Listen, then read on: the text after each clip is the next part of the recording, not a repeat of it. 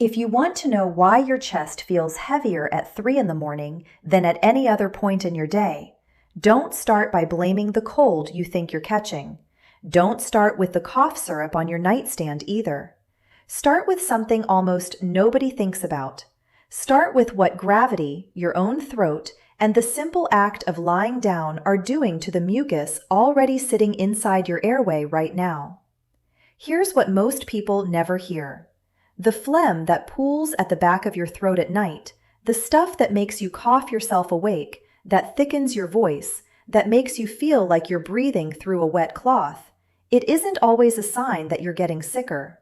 Very often, it's a sign that your airway's natural drainage system has been switched off by your sleeping position, and that the secretions you cleared easily all day are now collecting in one place with nowhere to go. And there's a single, almost absurdly simple thing, something you already have in your kitchen for under $1, that has been shown to thin those secretions, soothe that raw throat, and help your airway clear itself before you lie down for the night.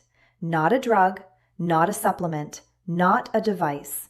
Used correctly, it can genuinely change how you breathe through the night.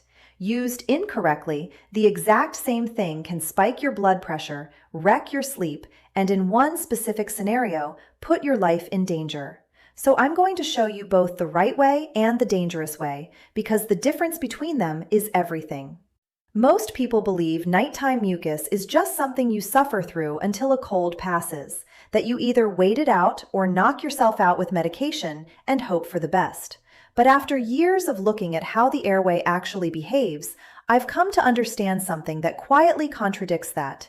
The airway is not a passive tube. It is an active, self-cleaning system with its own machinery, and that machinery responds directly and measurably to what you put in contact with it and how you set up your body before sleep. The trajectory of a miserable, mucus-filled night is not fixed. There are specific, evidence-aligned things you can do in the 30 to 60 minutes before bed that change it. Hi, I'm Dr. Hana. I spent years in emergency medicine where I watched people arrive at 2 and 3 in the morning frightened by their own breathing, sometimes for reasons that were minor and manageable, and sometimes for reasons that were serious and needed a hospital, not a home remedy. That experience taught me two things at once. First, that simple, local, physical measures are genuinely underused and underexplained. And second, that the internet is full of confident voices telling you to swallow a spoon of salt before bed, which is, medically, one of the worst pieces of advice circulating right now. So today I want to give you the honest version. What actually works, why it works, the exact way to do it, and the specific situations where you need to stop and see a doctor instead. In this video, I'm going to show you why nighttime is biologically the worst time for mucus and what's physically happening in your throat while you sleep. I'll explain the difference between mucus and phlegm and why that distinction tells you what's actually wrong.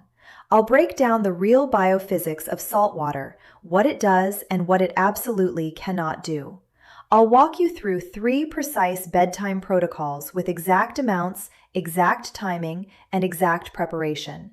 And I'll cover the single most dangerous mistake people make with this, one that has a fatality rate I need you to hear, along with who should never do this at all. Quick favor before we go further. I see messages from people who've watched several of my videos and didn't realize they weren't subscribed. Could you double check right now? It's free, it takes 2 seconds, and it helps this channel reach more people who want real, science-based health information instead of dangerous shortcuts. Let me start with why 3 in the morning is so often the worst moment, because once you understand this, everything else makes sense. When you lie flat, you suspend the gravity-assisted drainage that quietly worked in your favor all day long. Standing and sitting, your secretions drain downward, and you swallow them without noticing. Lying down, that downhill path disappears, and the secretions begin to pool in the posterior pharynx, the back wall of your throat, exactly where they're most likely to trigger a cough or a choking, gurgling sensation. On top of that, if you have any degree of acid reflux, lying flat lets small amounts of stomach acid microaspirate upward toward the airway. and your throat responds the only way it knows how, by producing a wave of thick, defensive mucus to protect itself. And finally, airway resistance naturally increases during sleep, so the same secretions feel heavier and harder to move. 4 separate forces, all stacking at once, all peaking in the middle of the night. That's not a coincidence, that's anatomy. Now here's the claim at the center of everything, what I call the one spoon paradox. It is true that a single spoon of salt can thin mucus rapidly. That part is real. But, and this is the entire point, only if it's used locally. The critical difference is this: systemic ingestion, meaning actually swallowing that salt, disrupts your sleep and spikes your blood pressure, and gives you essentially none of the airway benefit you were hoping for. Localized application, meaning salt water in direct contact with the tissue and then spat out or drained out, clears the airway safely. Same ingredient, completely opposite outcomes. The salt was never meant to go into your stomach. It was meant to touch the surface that's irritated and then leave. Let me translate the title of this very video honestly, because clickbait language hides important nuance. When you hear 1 spoon, the safe interpretation is a measured amount of salt mixed into warm water. What to avoid is literally eating a spoonful of salt. When you hear clears mucus, the safe interpretation is that it may loosen throat and nasal secretions. What to avoid is anyone claiming it's a cure. When you hear before bed, the safe meaning is local use as part of a sleep routine. What to avoid is loading high sodium into your body at night. And when you hear pink salt, the honest interpretation is that it's simply a salt source, not magic medicine. And we'll come back to that because the pink salt myth deserves its own reckoning. Before we go further, you need to know what you're actually dealing with, because mucus and phlegm are not the same thing, and the difference tells you where the problem lives. Nasal mucus originates in your upper sinuses, and its primary triggers are allergens, dust, and dry air. Throat mucus originates in the pharynx, and it's primarily driven by dehydration, postnasal drip, and reflux. Chest phlegm is different and more serious. It originates in your lower lungs, and its primary triggers are asthma, COPD, and deep respiratory infections. This distinction matters enormously because a saltwater gargle or rinse can do real, meaningful work on the first 2, the nasal and throat secretions. But chest phlegm coming from deep in the lungs is not something a bedtime gargle reaches or fixes. And treating a deep chest problem as if it's a simple throat problem is how people delay care they actually needed. Keep that location map in your head for the rest of this video. Now, why does night mucus specifically build up? Let me give you the triggers and, just as importantly, the clue each one leaves behind so you can read your own body. Lying flat causes drainage to slow and pool, and the clue is that you feel distinctly worse after you lie down. Dry air causes your secretions to thicken, and the clue is a scratchy throat. Reflux causes your throat to manufacture defensive mucus, and the clue is a sour taste or burping. Allergies cause the nasal lining to inflame, and the clue is sneezing or itchy eyes. And infection causes immune mucus to increase, and the clue there is fever or body aches. That last one is your signal to pay closer attention because fever changes everything, and I'll tell you exactly why later. Now let's deal with the pink salt question directly because it's everywhere and most of it is nonsense. Here is the reality check. Pink Himalayan salt is 97 to 98% sodium chloride. Standard table salt is 97 to 99% sodium chloride. The trace minerals everyone raves about in pink salt make up 2 to 3%, and at the amounts you'd ever actually use, that's negligible. Pink salt contains no iodine, while table salt is typically fortified with it. And the medical reality, the bottom line nobody selling pink salt wants to say out loud, is that pink salt carries the same risks as white salt, and white salt carries the same risks as pink salt. They are, for your purposes, the same substance with different marketing. Let me make the verdict on pink salt even more concrete, because people believe some genuinely false things about it. The popular belief that it's mineral-rich runs into the clinical reality that those trace minerals are far too small in quantity to drive mucus clearance. The belief that it detoxes the lungs runs into the fact that there's no good evidence salt detoxes the lungs at all. The belief that it's better than table salt collapses on the fact that the main ingredient is still plain sodium chloride. And the belief that it's safe to swallow ignores that excess sodium can raise real health risks. The best use of any salt here, pink or white, is exactly the same: a measured gargle or a properly prepared sterile saline rinse. The color of the salt is not the medicine. Now let me show you the single most important concept in this entire video: the difference between localized and systemic use, because this is where people either get relief or get hurt. With gargling or rinsing, the mechanism is a topical osmotic draw, meaning the salt works on the surface it touches. With swallowing salt, the mechanism is digestive absorption, meaning it goes into your whole body. On blood pressure, gargling leaves it unaffected, while swallowing salt causes a rapid spike. On hydration, a gargle or rinse rehydrates the airway mucosa, the surface tissue, while swallowing concentrated salt actually pulls water out of your cells and dehydrates them.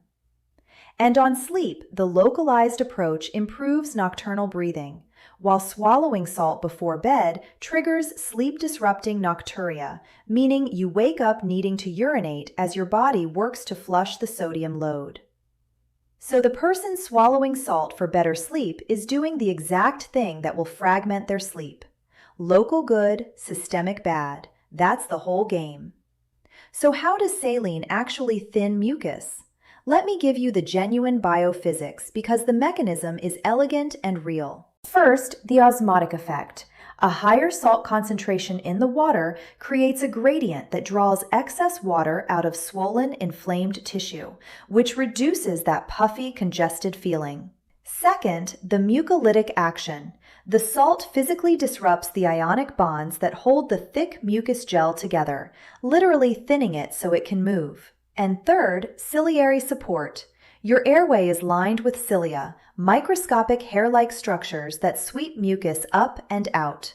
When tissue is dried out and inflamed, these cilia get matted down and stop working.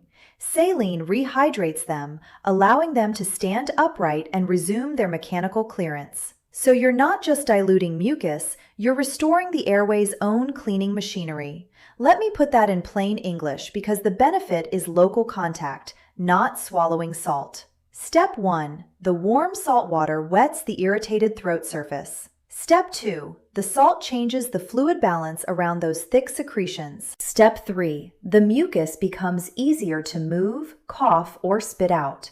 And step 4, a proper rinse can physically wash allergens and irritants away.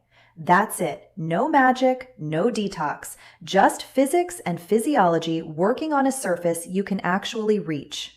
Now, this isn't only theory, and I want to ground it in real research. There's a well-known set of studies often referred to as the Elvis trials, which looked at hypertonic saline used in the nose and throat for common colds. The findings were striking. Cold duration was reduced by nearly 2 days. Over-the-counter medication use dropped by around 36%, and household transmission, people passing the cold to family members, was reduced by about 35%. The proposed mechanism is that salt supports the airway lining's own antiviral defense, including its production of a natural compound that helps fight viruses at the cell surface. Real data on real people using saline locally, not swallowing it. But let me be honest about what that study does and doesn't say, because context is everything. What was tested was hypertonic saline, and what it suggests is that it may reduce cold duration and medicine use, but the limit is that it was a relatively small study. What was tested was nasal irrigation and gargling, which targets upper airway secretions, but the limit is that it does not address chest disease. The antiviral defense idea suggests salt may support that natural compound's production, but the limit is that this is not a cure claim. So the most honest way to describe it is that saline may help shorten or soothe some colds. What you should never say, and what I will never tell you, is that it clears your lungs. Let me place saline among the other things people try so you can see where the evidence actually stands. A saline sinus rinse has high-quality evidence and a clear verdict. It physically clears nasal congestion. A saltwater gargle has moderate to high evidence, and it thins throat mucus safely. Halotherapy, those salt rooms and salt inhalers people pay for, has weak and uncertain evidence and is unproven for chronic conditions like asthma. And swallowing salt sits at the bottom, refuted, and the verdict there is blunt. It's medically dangerous. So of everything in this category, the two things with the strongest support are also the two simplest and cheapest, the rinse and the gargle. Now let me draw the most important line in this entire conversation, the line between what saline can help with and what it cannot cure, because confusing the two is genuinely risky. Saline may help with throat mucus from postnasal drip, but it should never be sold as a cure for a sinus infection. It may help with a dry, irritated throat, but it is not a treatment for pneumonia. It may offer mild congestion support, but it is not a fix for asthma or COPD. It may provide temporary symptom relief, but it is not a replacement for medical care. And it may be a supportive part of your nighttime routine, but it is absolutely not an instant lung detox, because there is no such thing. Hold that distinction, because it's the difference between a smart home remedy and a dangerous delay. Now let me give you the actual protocols with exact specifics, starting with Protocol 1, the bedtime gargle. The target here is throat mucus and postnasal drip. The dose is 1/4 to 1/2 teaspoon of non-iodized salt. The solvent is 8 ounces of warm, purified water. The action, and this is non-negotiable, is to gargle for 15 to 30 seconds and then spit it out completely. You do not swallow it. And the timing is 15 to 30 minutes before sleep, so your throat is clear and soothed as you lie down. That's the simplest, safest, most evidence-supported step in the entire routine. Protocol 2 is the sinonasal rinse, and this one targets nasal congestion and thick secretions higher up. The dose is 1/4 teaspoon of non-iodized salt plus 1/4 teaspoon of baking soda, and that baking soda matters. I'll explain why shortly. The solvent, and listen carefully here, is 8 ounces of water that has been boiled and then cooled, or distilled or sterile water. The action is to gently flush the nasal passages using a neti pot or a proper rinse bottle, and the timing is 30 to 60 minutes before sleep. This is more powerful than the gargle because it physically washes the nasal passages, but it also carries a serious safety requirement around the water, which I'm going to make absolutely unmissable in a moment. Protocol 3 is hydration and soothing, and it targets the nighttime cough reflex itself. The dose is 1 to 2 teaspoons of raw, unpasteurized honey. The solvent is 8 ounces of warm water or a caffeine-free herbal tea. The action is to sip it slowly so it coats the pharynx, and the timing is 30 to 45 minutes before sleep. Honey has genuine evidence for calming nighttime cough, sometimes performing comparably to over-the-counter cough suppressants, and the warm fluid itself helps thin secretions. One critical caveat I will repeat later: honey is never for infants under 1 year of age. Now, the protocols are only half the picture because your bedroom environment can either help these efforts or sabotage them. Elevating the head of your bed by 4 to 6 inches reduces both the pooling of secretions and reflux pressure, and it's one of the highest leverage changes you can make. Warm fluids in small sips support throat moisture. Humidified air helps dry secretions stay loose, but only if your humidifier is scrupulously clean, because a dirty one pumps mold and bacteria into the air you breathe. Avoiding smoke all evening reduces airway irritation, and stopping heavy meals 2 to 3 hours before bed may reduce the reflux that drives that defensive throat mucus in the first place. These aren't extras, they're the foundation the protocols sit on. Now I need you to stop and pay complete attention because this next part is the one that can actually kill you, and I am not being dramatic. This is the fatal flaw, and it's about tap water. The risk is organisms called acanthamoeba and Naegleria fowleri, microscopic amoebae that can live in untreated water. The fatality rate when Naegleria fowleri reaches the brain is between 82 and 97%. Let me say that again, 82 to 97% fatal. The cause of these infections is people using unboiled tap water in nasal rinses because the water goes high into the nasal passages near the base of the skull. The rule, the absolute no exceptions rule, is that you only ever use distilled water, commercially sterile water, or tap water that has been boiled for several minutes and then cooled. Never ever rinse your nose with plain tap water straight from the faucet. Gargling and spitting tap water carries far less risk because it doesn't reach those passages, but for any nasal rinse, this rule is life and death. Do not get this wrong. Let me consolidate the most common mistakes and the clinical consequence of each because knowing the failure modes protects you. Swallowing the salt instead of spitting it leads to acute sodium overload and strain on your kidneys. Skipping the baking soda in a nasal rinse can leave the saline too harsh and stinging against the delicate nasal lining, which is exactly why that buffering ingredient is in Protocol 2. Reusing dirty bottles or neti pots reintroduces bacteria and can cause the very sinus infections you were trying to relieve, so everything gets washed and air-dried after each use. And ignoring fevers. Treating a feverish illness as a simple mucus problem can mask something serious, like a bacterial pneumonia that needs real medical treatment, not a gargle. Now, this routine is safe for most healthy adults, but not for everyone, and I want to be specific about who needs to be careful. If you have high blood pressure or heart disease, sodium load genuinely matters, so the safer move is simple. Do not swallow any of it, ever. If you have kidney disease, your body's handling of salt may be impaired, so check with your clinician first. If you're pregnant, your symptoms deserve a proper cause check rather than self-treatment, so lean toward the gentlest options. For children, the dose and the safety considerations differ from adults, so get pediatric guidance rather than scaling down an adult routine by guesswork. And if you have asthma or COPD, breathing symptoms can escalate quickly, so the rule is do not delay proper care while you experiment with home measures. Let me make the highest stakes safety points unmissable.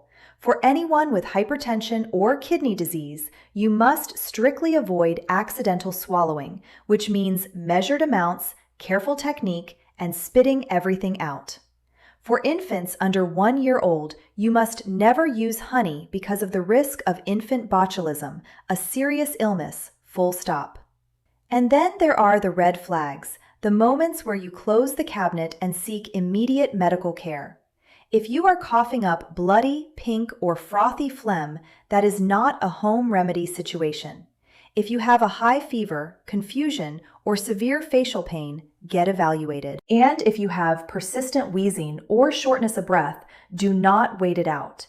These signs can point to pneumonia, a serious sinus infection, or a heart or lung problem, and salt water is not the answer to any of them. So let me give you exactly what tonight's safe routine looks like, start to finish, as a simple timeline you can follow without thinking.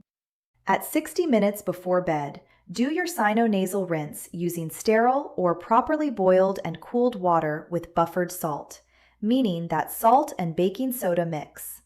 At 45 minutes before bed, slowly sip warm water with 1 teaspoon of raw honey, assuming you're an adult and not giving it to an infant.